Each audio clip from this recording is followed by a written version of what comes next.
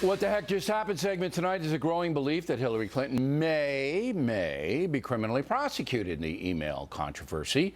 As you know, she used a private server as Secretary of State, and classified material has now surfaced, even though Mrs. Clinton says she didn't have any classified material, and she deleted more than 30,000 emails. That must have hurt her thumb.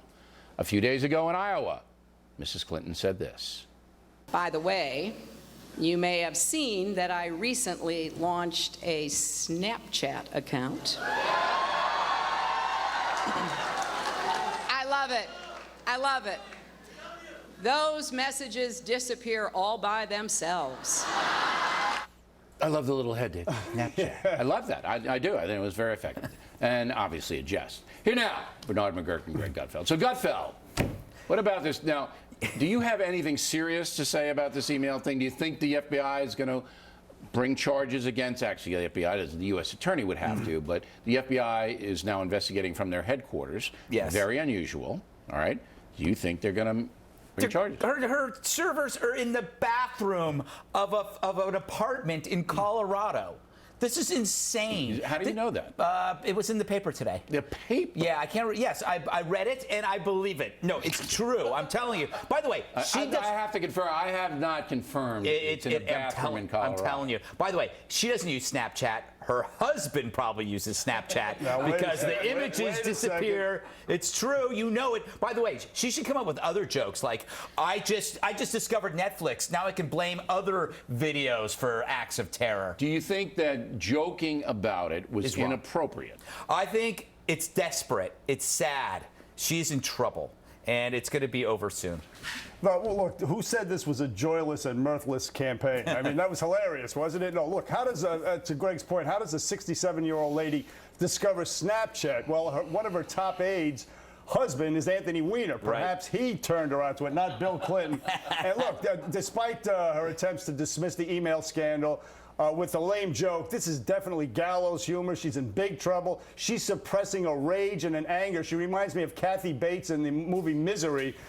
Just barely underneath the surface, she's going to explode. The second time she's on her way to the White House and she's being thwarted. The only term she may serve will be in a federal penitentiary. Orange will be the new pantsuit, is what I'm saying, Bill O'Reilly.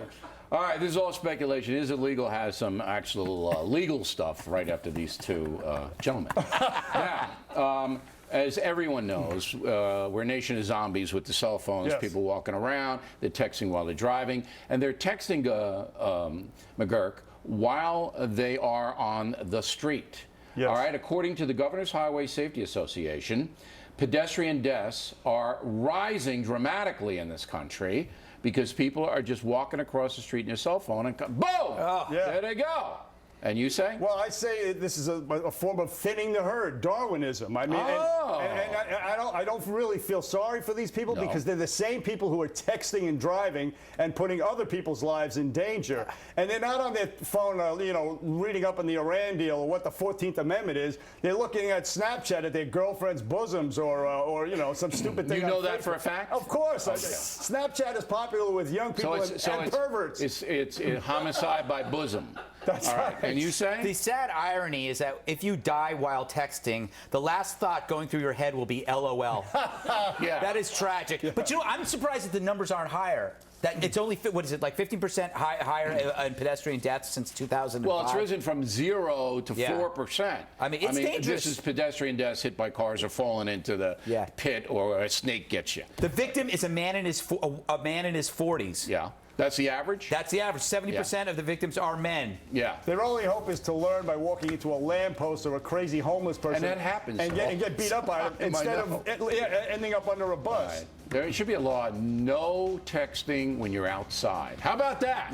All right. All right. I end up walking into strip clubs Fidel all the time. Castro has that law. No texting when you're outside. O'Reilly's law. There you go.